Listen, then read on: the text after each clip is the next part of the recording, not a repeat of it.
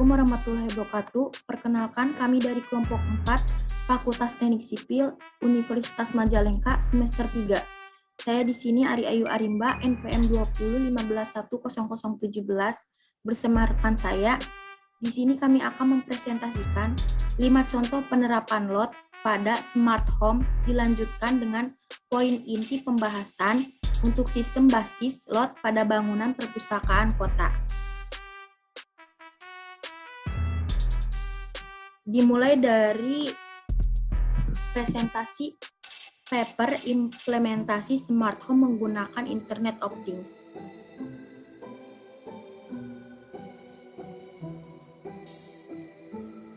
Untuk pembahasan, smart home merupakan sebuah layanan interaktif yang memungkinkan semua perangkat di rumah dapat saling terhubung dengan yang lain, sehingga dapat memudahkan pemilik rumah menggunakan semua perangkat tersebut. Namun, bagaimana sebenarnya cara kerja smart home sehingga dapat memberikan beragam kemudahan untuk pemilik rumah dan apa saja yang dapat dimanfaatkan untuk melengkapi fasilitas rumah kita agar bertambah nyaman? Berikut di bawah ini adalah beberapa hal yang telah dijadikan bahan pengembangan paper ini mengenai perangkat lunak untuk penggunaan pada smart home. Disilahkan kepada rekan saya Asap Fajri Maulida, NPM 2015100018, serta Nabila Aisyah Purwati 20151037, serta Pandu Chandra Kusuma, NPM 20151011. Perkenalkan, nama saya Asap Fajri Maulida, NPM 2015100018. Di sini saya akan memaparkan tentang keamanan rumah melalui notifikasi pada smartphone. Smart home selain menawarkan kemudahan akses penggunaan peralatan rumah, juga dapat memberikan tingkat keamanan yang tinggi. Saat ini, tindak kejahatan seakan siap mengintai kapan saja. Rumah mungkin menjadi sasaran kejahatan paling tinggi. Oleh karena itu, konsep smart home pada hunian masa kini sangat dibutuhkan. Smart home dapat memberikan tingkat keamanan ekstra pada hunian. Hal tersebut karena konsep smart home dilengkapi dengan teknologi yang memiliki daya sensitivitas tinggi serta daya respon yang cepat. Dengan begitu akan membuat pemilik rumah dapat mengetahui secara cepat peristiwa apa yang terjadi dalam rumah. Berikut cara kerja smart home dalam melindungi keamanan rumah. 1. Menggunakan perangkat keamanan yang diletakkan pada lokasi paling tepat.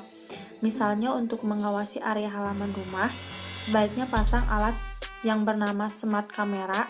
Setelah itu, usahakan untuk mengatur arah kamera sebaik mungkin. Hal ini dilakukan supaya kamera dapat menangkap sudut pandang yang tepat. Tidak kalah penting, usahakan untuk mengarahkan kamera pada objek-objek krusial.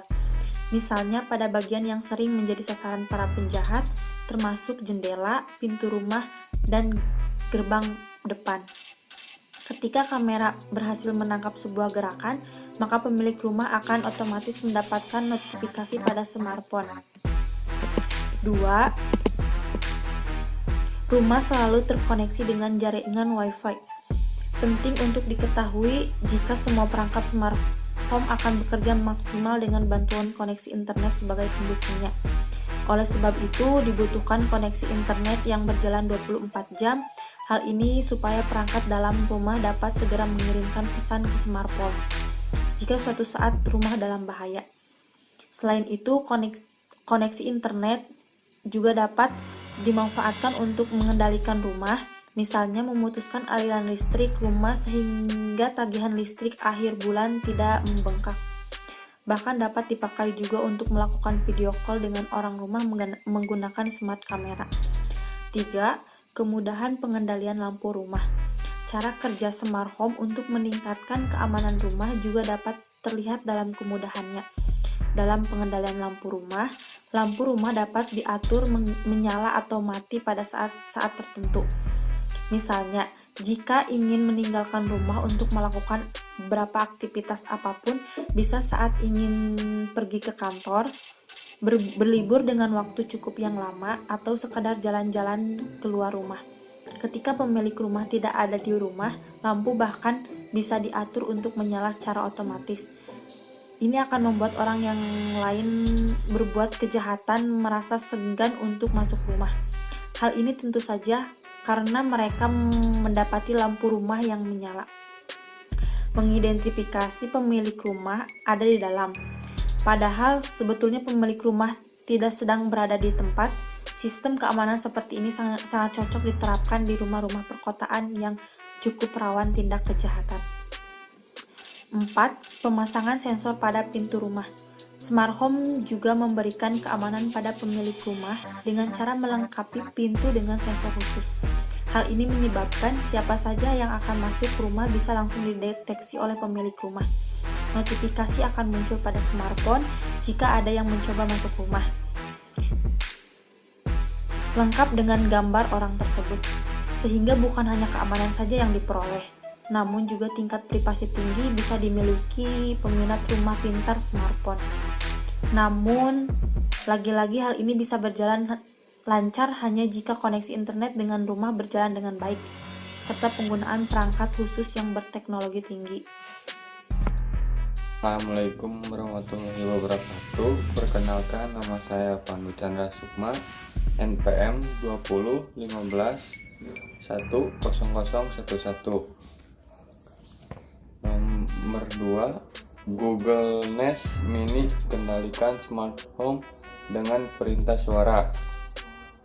Pihak Google mengklaim bahwa Nest Mini mempunyai kualitas suara yang jernih dengan suara bass 2 kali lebih kuat. Dirancang untuk mengendalikan smart home.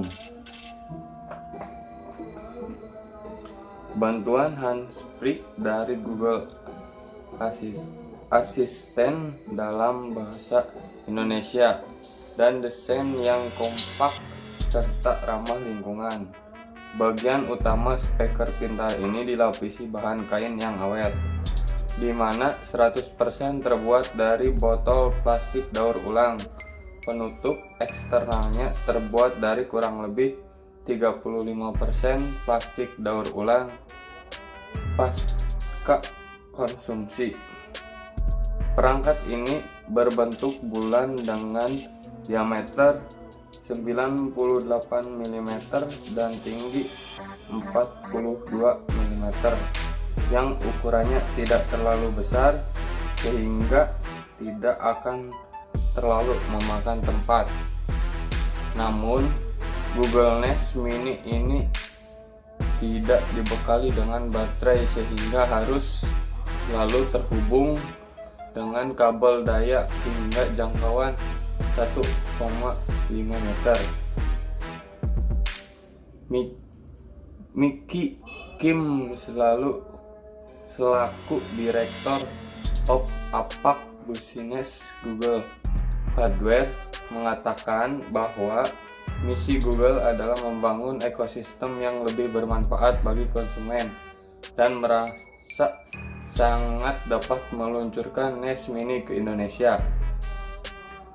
Dengan menyatukan yang terbaik dari kecerdasan buatan AI, Google, software, dan hardware, Nest Mini diharapkan dapat membantu masyarakat Indonesia dalam beraktivitas dan menyelesaikan tugas keseharian mereka, tambah Mickey Kim.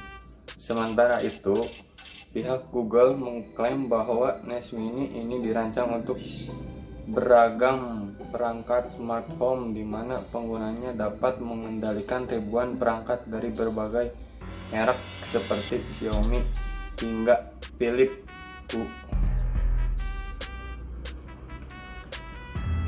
Fungsi kegunaan pengguna Google Nest Mini dapat menyalakan, mematikan, maupun mengganti warna lampu Xiaomi atau Philips Hue hanya dengan perintah suara melalui fitur Google Duo yang ada di speaker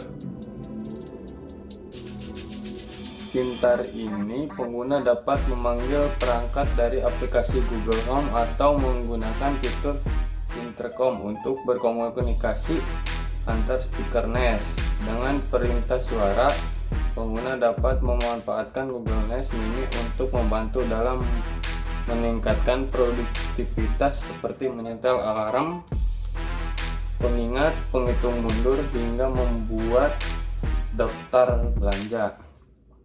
Menariknya, Google Nest Mini ini juga dapat mendengarkan perintah suara dalam bahasa Indonesia. Tak hanya itu, produk pintar ini juga dapat dimanfaatkan untuk menerjemahkan kata-kata berkat bantuan Google Translate. Untuk bisa mengaktifkan Google Nest Mini, maka harus memiliki aplikasi Google Home versi 2.14.50.11 untuk smartphone berbasis Android atau versi 2.14.5.10. Untuk perangkat iOS, selanjutnya kamu juga harus memiliki aplikasi yang sesuai dengan perangkat smart home milikmu. B. Cara pemakaian Google Nest Mini. Mengatur dan mengaktifkan perangkat smart home melalui aplikasi bawaan. Prosedurnya: setelah perangkat smart home aktif, maka kamu dapat menambahkannya ke aplikasi Google Home. Selanjutnya, perangkat smart home dapat dikendalikan menggunakan Google Nest Mini.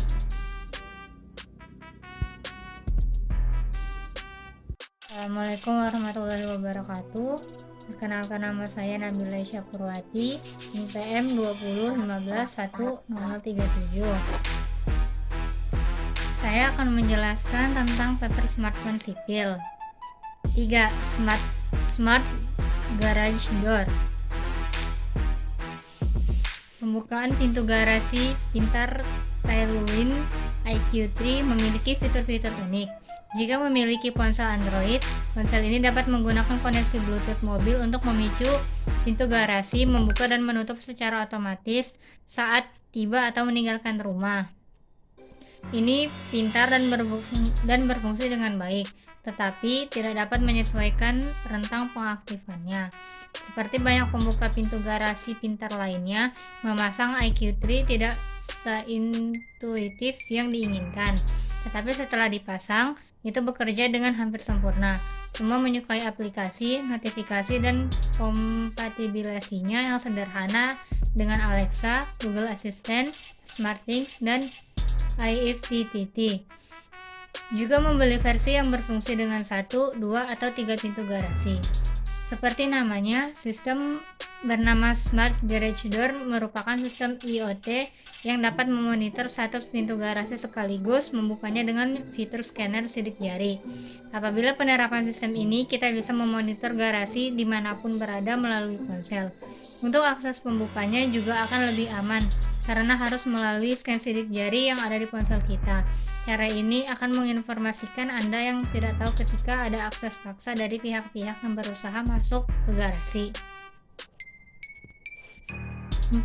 Atap kanopi buka tutup otomatis. Kanopi buka tutup ialah rangkaian dari konstruksi atap yang dirancang dapat dibuka dan ditutup. Tentu saja, rancangan ini berhasil menarik perhatian banyak orang. Aplikasi kanopi ini disesuaikan dengan kebutuhan dalam rangka meningkatkan kenyamanan.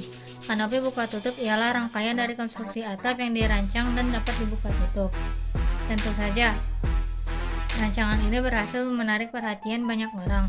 Aplikasi kanopi ini disesuaikan dengan kebutuhan dalam rangka meningkatkan kenyamanan. Fungsi-fungsi kanopi buka tutup.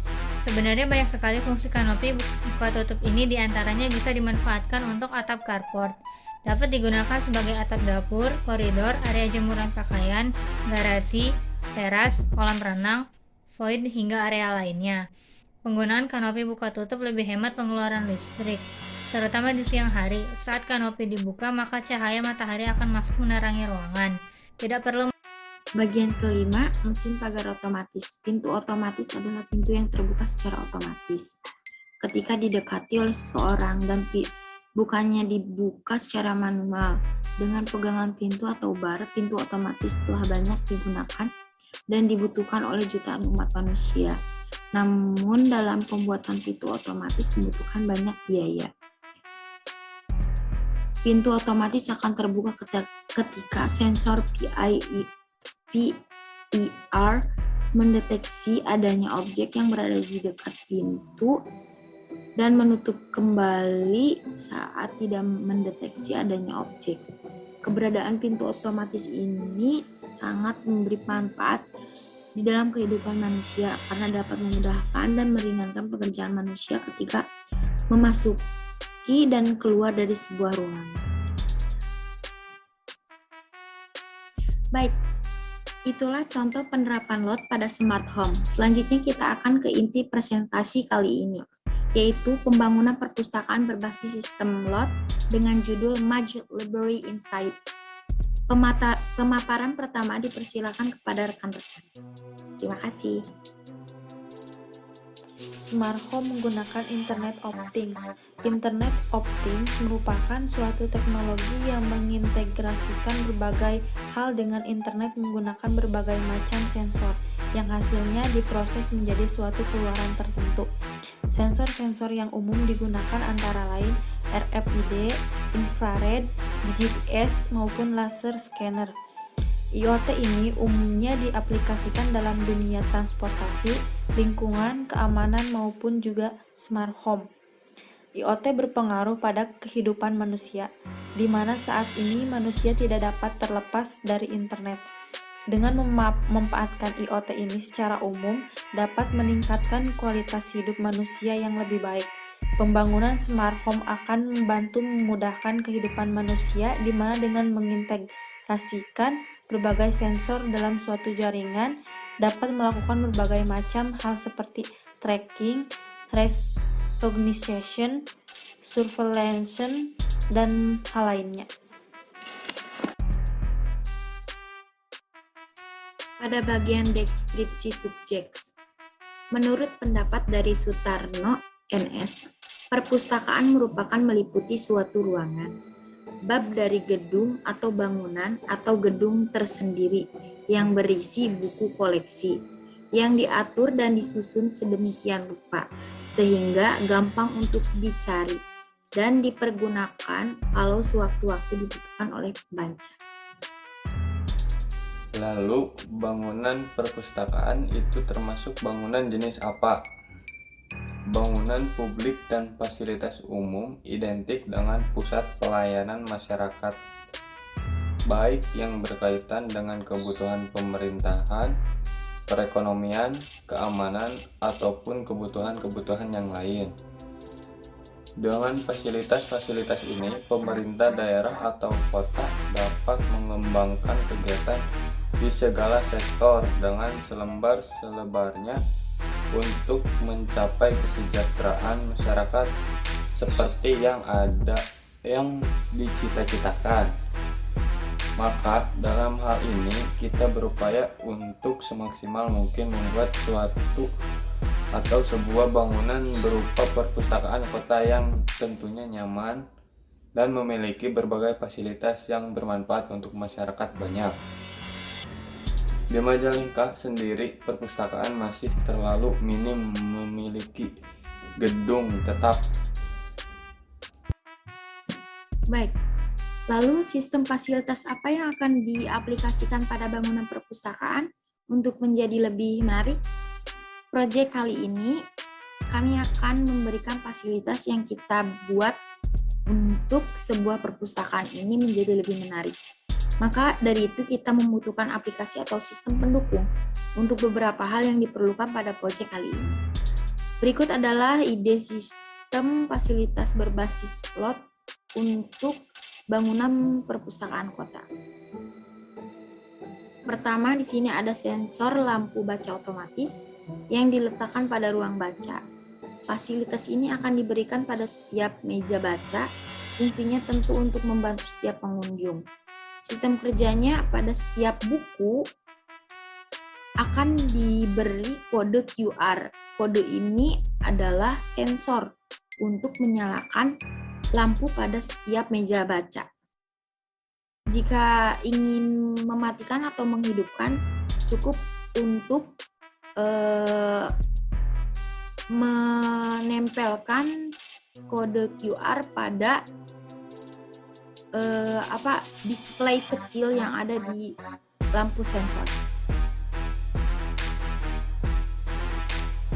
kedua, atap kaca transparan. Kita akan menerapkan kaca transparan ini pada dua atap, yaitu ruang baca dan ruang tata letak rak buku. Di sini, di belakang ini adalah tempat ruang baca, dan di tengah ini adalah tempat rak-rak buku. Fungsinya untuk menerangi ruang dan tentunya memberi keindahan bangunan sekaligus memberi kenyamanan bagi pengunjung. Untuk sistem kerjanya, setiap kaca memiliki sistem sensor waktu. Bila pada jam-jam pengunjung tiba, sensor akan langsung menyala dan menampilkan langit yang indah. Ketiga, drift retur. Drift retur yaitu tempat yang berada di setiap sisi bangunan yang akan digunakan untuk layanan retur atau pengembalian buku yang telah dipinjam oleh pengunjung. Fungsinya untuk mempermudah pengunjung yang memiliki kesibukan yang sangat padat, namun masih bisa meminjam dan mengembalikan buku pada mesin yang diletakkan di samping bangunan sehingga tidak perlu masuk ke dalam ruangan. Yang perlu dilakukan hanya berada di mobil. Sistem kerja layanan ini sistemnya seperti drive retur. Hanya saja butuh kartu keanggotaan untuk mengakses layanan ini. Ini penampilannya. Ini adalah mesin. Ini adalah mesin returnya. Jadi seperti drive-thru. Jadi tidak hanya makanan saja yang memiliki akses untuk membeli di dalam mobil. Jadi di sini kita akan menerapkan sistem itu pada perpustakaan. Jadi untuk mengembalikan buku atau meminjam buku, kita juga bisa hanya berada di dalam mobil dan mengaksesnya oleh mesin ini, dan syaratnya itu kita harus memiliki kartu keanggotaan perpustakaan ini. Lanjut, ini adalah tampak seluruh perpustakaan. Ini tampak depan, ini tampak samping. Ini tampak samping. Dilihat di sini adalah mesin retur. Mesin returnya di sini, ini yang di sini adalah lobi utama perpustakaan.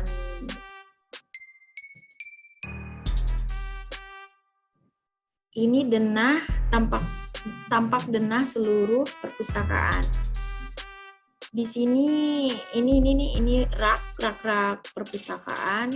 Di belakang ini tempat baca. Di sini pun ada tempat baca. Yang ini adalah penjaga perpustakaan, ruang penjaga perpustakaan.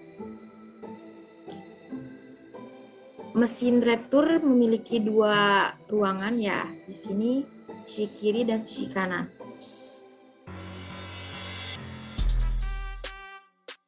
Baik, mungkin itu presentasi dari kelompok 4. Terima kasih, semoga bermanfaat. Assalamualaikum warahmatullahi wabarakatuh.